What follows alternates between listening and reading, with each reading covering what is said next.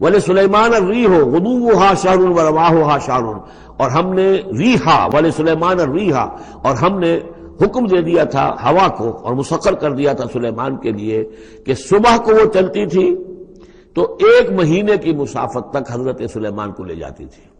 یعنی عام حالات میں جو ان کا اس زمانے کے جو بھی ٹرانسپورٹ کے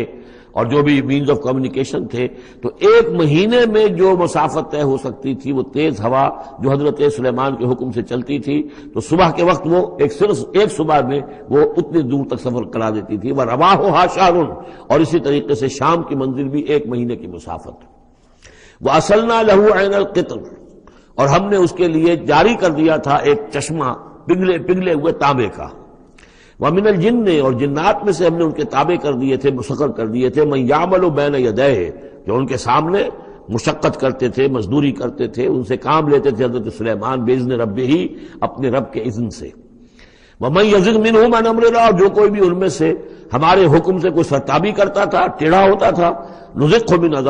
عَذَابِ السَّعِيرِ، ہم اس کو عذاب چکھاتے تھے، بہت جلا دینے والا عذاب.